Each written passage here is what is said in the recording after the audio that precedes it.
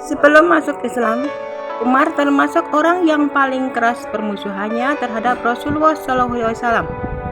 Ia termasuk orang yang paling banyak menyakiti dan menyiksa kaum muslimin, sehingga sebagian kaum muslimin merasa putus asa akan keislaman Umar karena kekerasan dan kegarangan hatinya, sampai dikatakan Umar tidak akan masuk Islam sampai ada keledainya Al-Khattab yang masuk Islam.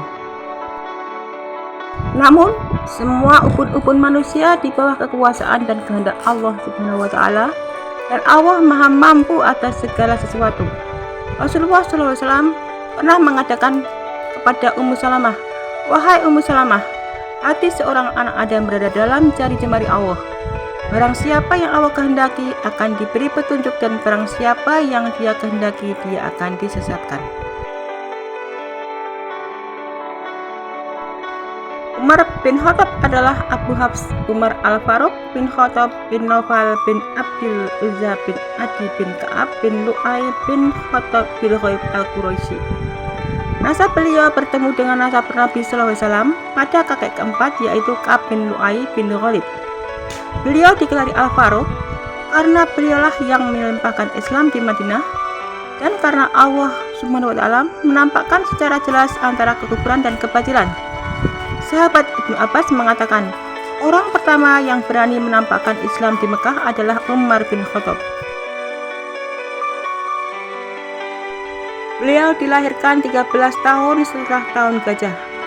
Beliau bertipe keras dan pemberani, berkulit putih, berbadan tinggi, tegap, bertubuh besar dan kuat. Apabila berbicara didengar, dan apabila memukul menyakitkan.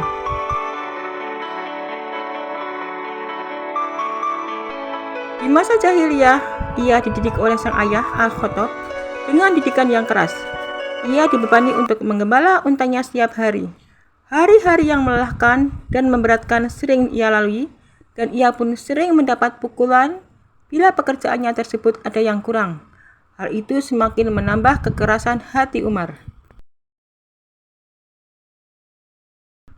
Yang perlu dicatat, ada beberapa hal yang menjadikan luluhnya hati Umar hingga akhirnya ia pun mengikrarkan keislamannya. Di antaranya adalah Allah Maha Mampu atas segala sesuatu. Allah Maha Mampu menghidupkan bumi yang tandus menjadi hijau dan subur, dan Allah Maha Mampu menghidupkan hati yang keras laksana batu menjadi lembut dan sangat perasa. Suatu hari Rasulullah SAW berdoa kepada Allah, yang artinya, "Ya Allah, muliakanlah Islam dengan salah satu dari dua orang yang Engkau cintai, yaitu Abu Jahal bin Hisham atau Umar bin Khattab." Maka yang lebih Allah cintai dari keduanya adalah Umar bin Khattab. Al-Quran adalah kalam Allah yang memiliki pengaruh sangat kuat dalam hati makhluknya. Oleh karenanya Rasulullah sering memperdengarkan Al-Quran pada telinga-telinga kaum musyrikin, agar mereka mendapatkan hidayah dan memikirkan tanda-tanda kekuasaan Allah. Dan Umar adalah salah satu sahabat yang sering merasakan kekuatan kalam Allah.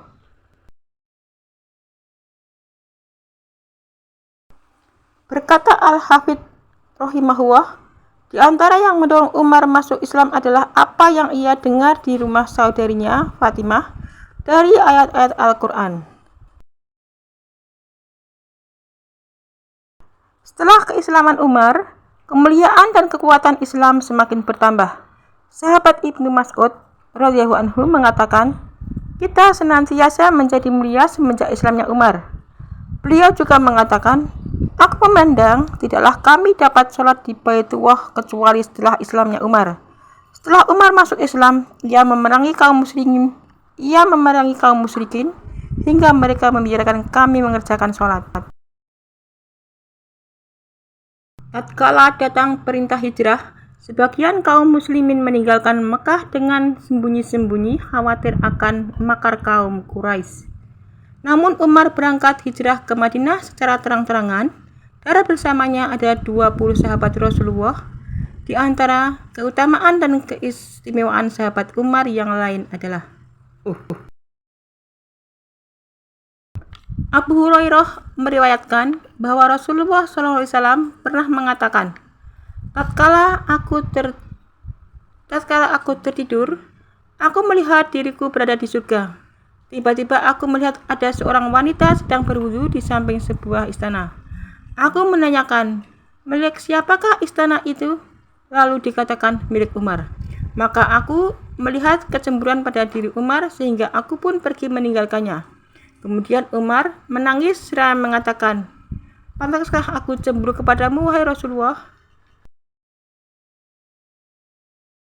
Umar bin Khattab sering dipuji dan doakan kebaikan oleh Rasulullah.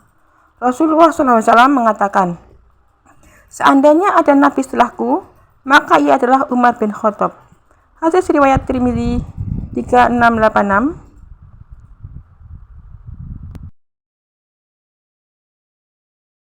Umar bin Khattab adalah orang yang ditakuti oleh setan. Sa'ad bin Abi Waqqas pernah bercerita, suatu hari Umar pernah minta izin untuk masuk dan bertemu dengan Rasulullah SAW, sedangkan di sisi beliau ada para wanita Quraisy yang sedang berbicara dan mengangkat suara lebih tinggi dari suara Rasulullah SAW. Tatkala Umar meminta izin untuk masuk, maka mereka segera para wanita itu buru-buru memasang hijab. Setelah Rasulullah memberi izin, maka masuklah Umar dan terlihat Rasulullah tertawa. Maka Umar berkata,